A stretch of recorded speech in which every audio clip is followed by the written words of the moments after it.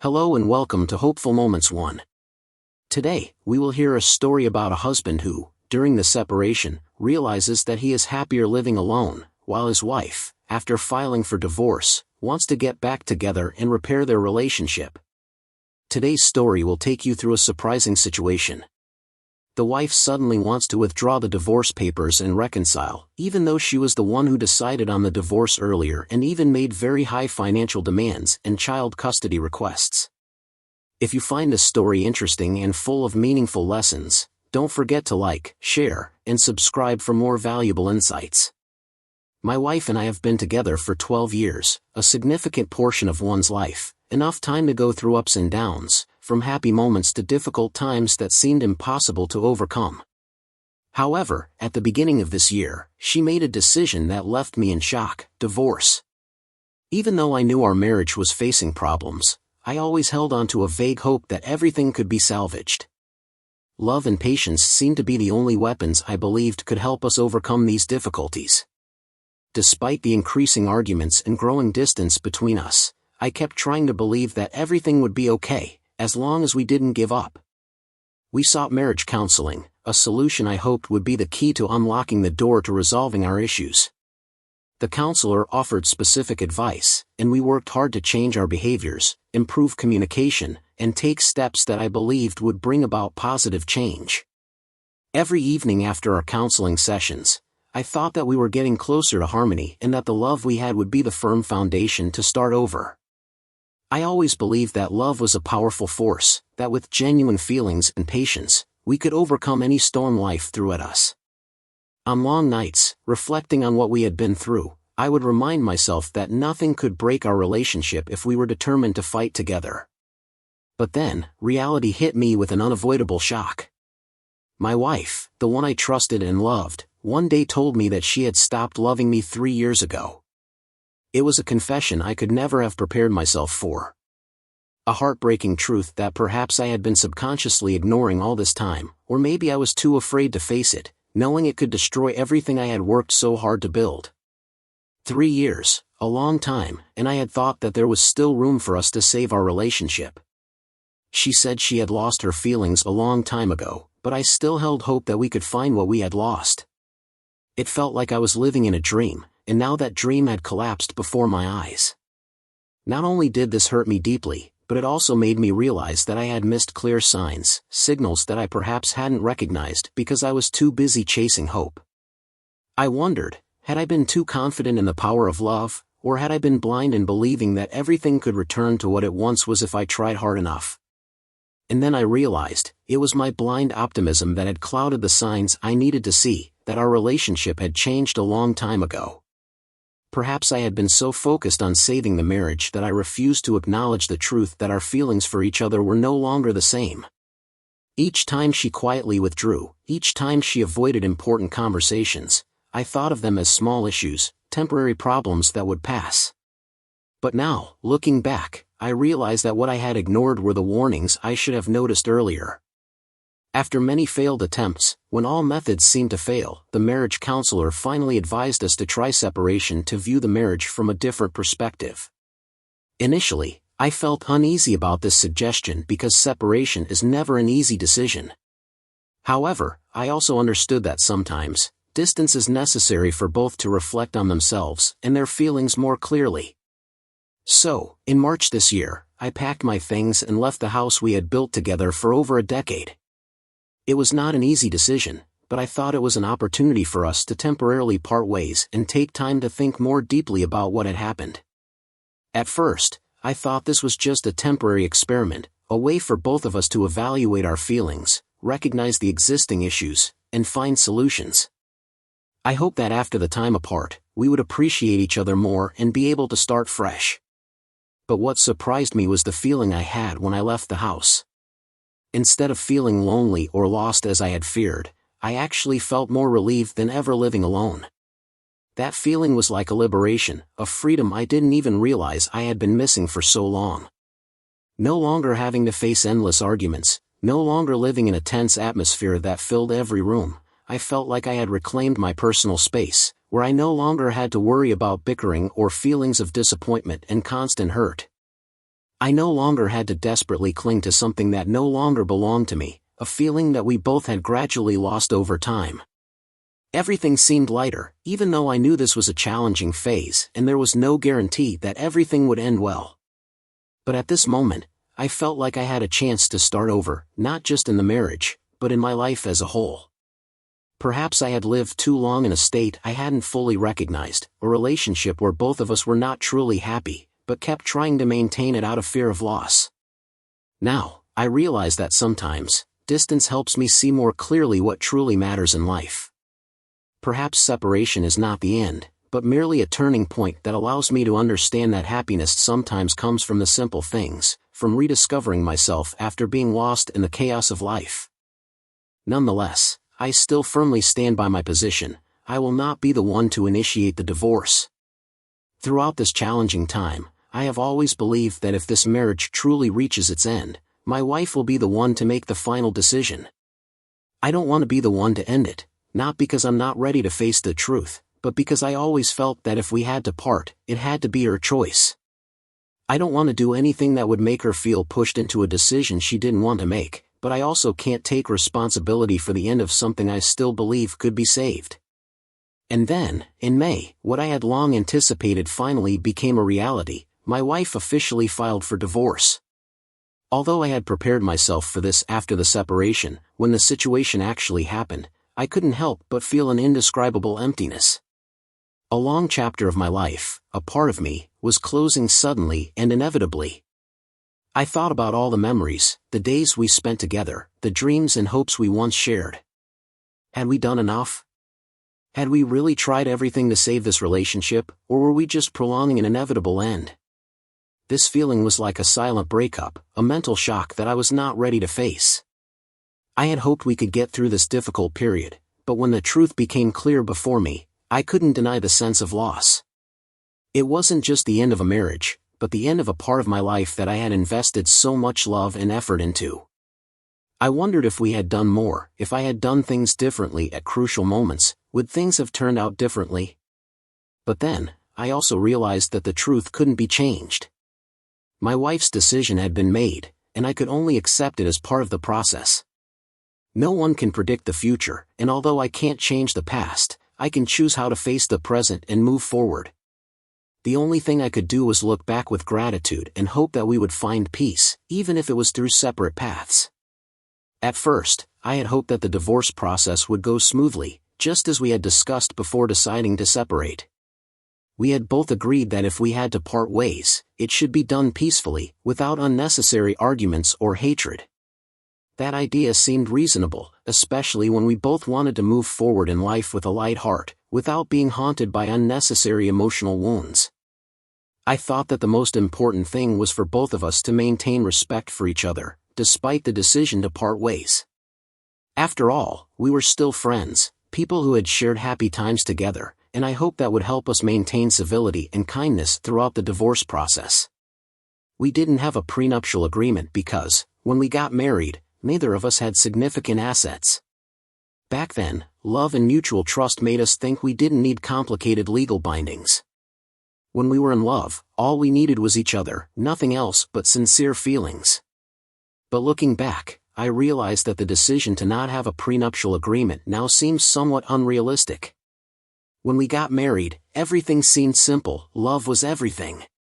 But when the marriage started to crack, when things became complicated, I realized that love and trust alone couldn't protect us from the challenges that arose when material issues and entitlements appeared. In reality, divorce is not as simple as I thought.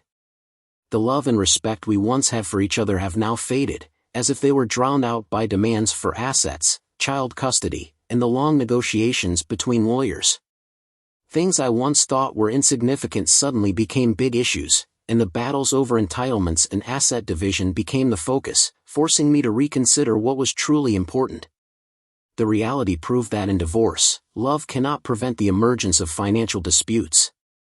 Although we tried to maintain respect, when material things were placed on the scale, everything became more difficult than ever. The loss wasn't just the separation of two people, but the change in how we saw each other. From life partners, we had now become people fighting over rights, and no matter how hard we tried, the cracks in our relationship couldn't be healed. It made me wonder if we had truly understood each other enough to avoid this, if we could have seen our marriage more clearly and realistically from the beginning. But perhaps everything couldn't have been as expected. After all, it was a valuable lesson about the reality of life, about the need to view everything in a more comprehensive and cautious way from the start. I never imagined that my wife, the one who had been with me through over a decade of life, would make demands that would leave me so stunned. Her demands truly made me feel like I was being pushed into an entirely different world, where the love and understanding we once had seemed to no longer exist. She wanted to keep the house, the car, and full custody of our daughter, along with $4,000 in child support per month and a six-figure alimony. What's even more surprising is that she doesn't work and is a full-time stay-at-home mom. I understand that she needs financial support after the divorce, as domestic work is not easy and is unpaid, and I never intended for her to leave with nothing. No matter how our emotional connection ends, she is still the mother of my children, and I want to ensure that she won't lack anything after we part ways. However, her demands were so high that I felt like I was being stripped of everything I had built over the years.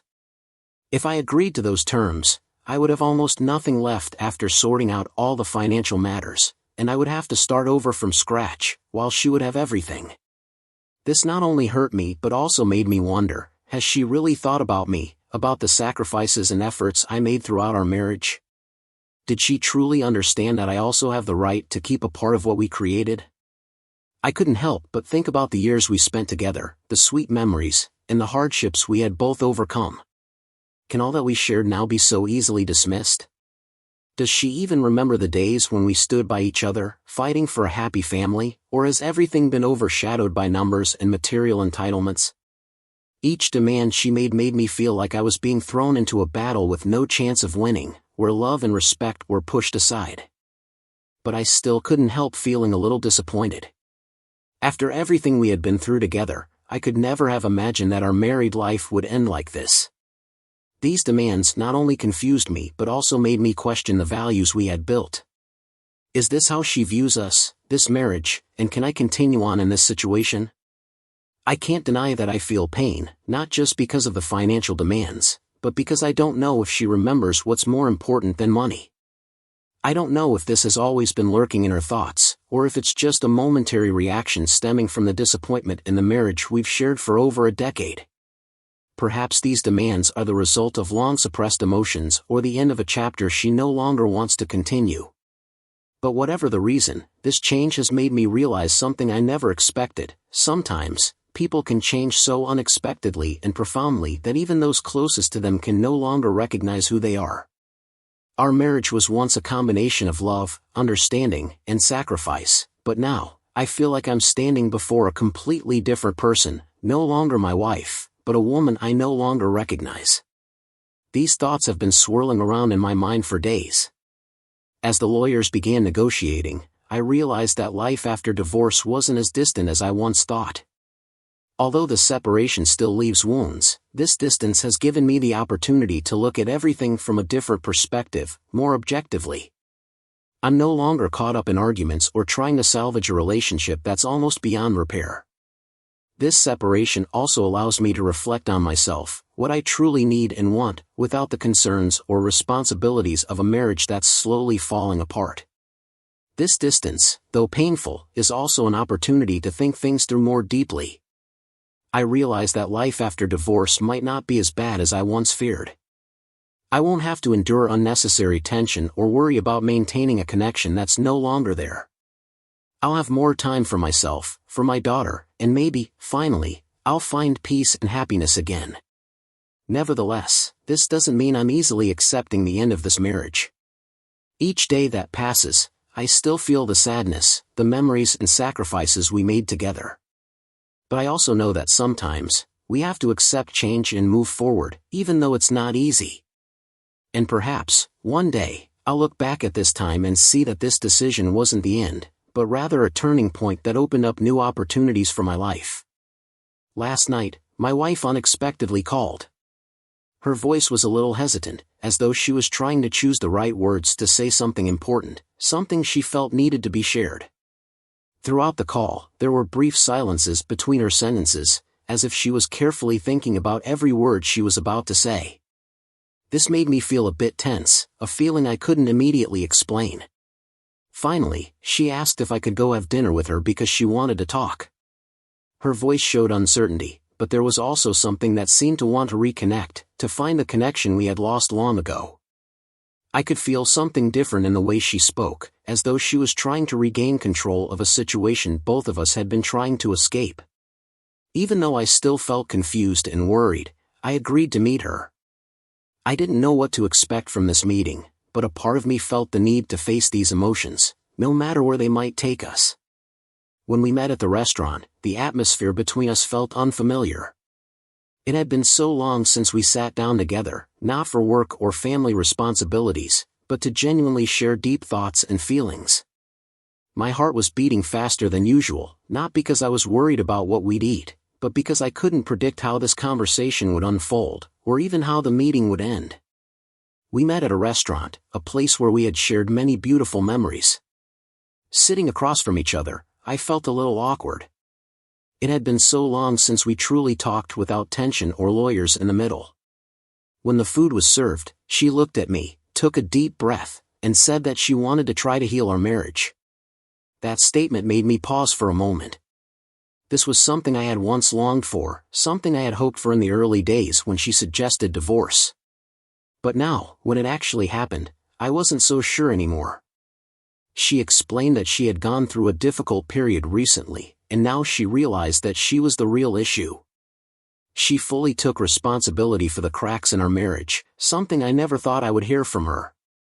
Before, she rarely apologized or admitted fault, so hearing this made me a little skeptical. I didn't know if this was a genuine awakening or just a temporary reaction to the difficulties she's been facing. She also mentioned our daughter, saying that the kids really miss the family being together and wish we could go back to how things were. I didn't deny that. I know our daughter still wants both parents under the same roof. But should I go back just for her?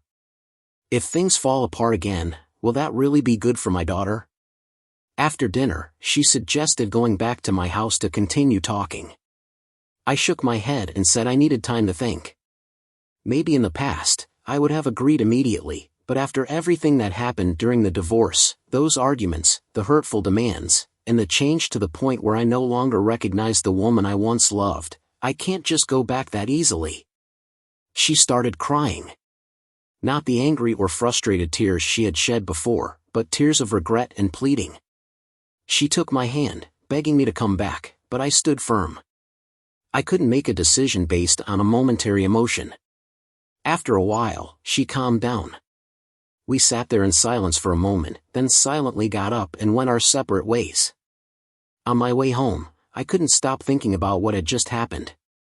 Could this be a real opportunity to save our marriage, or just another loop leading to the same outcome? I don't know. But the one thing I'm sure of right now is that I don't want to make a hasty decision, not just for myself, but for my daughter. A few months ago, I might not have hesitated to try again. If my wife had asked to reconcile back then, I would have seized the opportunity without much thought.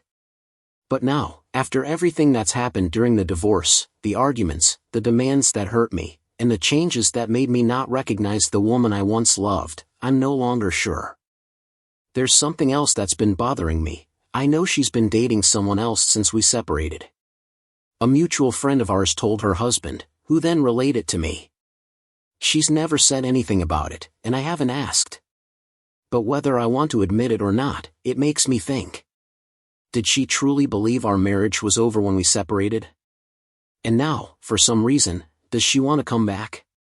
As for me, I haven't dated anyone, not because I don't have the opportunity, but because I don't want to enter a new relationship while the divorce isn't finalized yet. Moreover, I've really been enjoying my single life, especially the time I've spent with my daughters. The peace I've found in these past months has made me realize that maybe I've been living in constant tension for so long without even noticing it. I don't deny that ideally, I'd like to save this marriage, for my daughter, for the years we've spent together, and for the feelings I once had for my wife. But I also understand that love can't be the only reason to stay, especially when trust has been broken. I don't want to try again only to end up in the same situation, facing dissatisfaction, disappointment, and lingering hurt once more. One thing that's been on my mind a lot is my daughter. They prefer staying with me rather than with their mother. I'm not sure why, maybe because I spend more time with them, or maybe they just feel more comfortable with me. I've never said anything negative about their mother in front of the kids, because I believe that no matter what happens between us, she's still their mother, and I don't want them to be affected by adult conflicts. But I can't help but wonder, would going back really create a better environment for my children, or would it just expose them to more conflicts and tension? Given all of this, I have to ask myself, what's truly best for me and the kids? Should I put everything aside and give this marriage another chance, or is it time to accept that once something is broken, it can't return to what it was? Has anyone ever tried to reconcile a marriage a second time? Was the outcome positive or negative? Is it worth trying again, or should I just accept the reality and move on? In the end, I realize that in life, sometimes we have to face difficult decisions without any guarantees about the outcome. Marriage is a long journey, and it's not always easy. Even with love, sacrifice, and cherished memories, when trust is eroded and the cracks can't be healed, we must ask ourselves if continuing is truly the best option. The lesson I have learned from this experience is, nothing is more important than inner peace and our own happiness. We cannot force ourselves to stay in a relationship simply out of duty or for reasons beyond our own well-being. Sometimes, letting go and embracing change is the only way to create a brighter future for both ourselves and our loved ones. Ultimately, decisions are never easy, but the most important thing is to listen to our hearts and minds, to seek a deep understanding of what truly matters in life. Happiness doesn't only come from our relationships with others but also from inner harmony within ourselves. The advice I want to share with you is that, in life, true value doesn't lie in the things we have, but in the experiences, lessons, and growth we achieve through challenges. Never overlook opportunities to learn, whether they come from failure or success. Embrace mistakes and see them as steps on the path to maturity. At the same time, don't forget to nurture genuine and lasting relationships. Spend time with the important people in your life, share with them, and understand them, because these connections are what make life rich and meaningful. Lastly, live with courage and honesty with yourself. Don't let fear or worries about the future prevent you from pursuing your dreams. Remember, each day is a new opportunity to change and create value for yourself and those around you.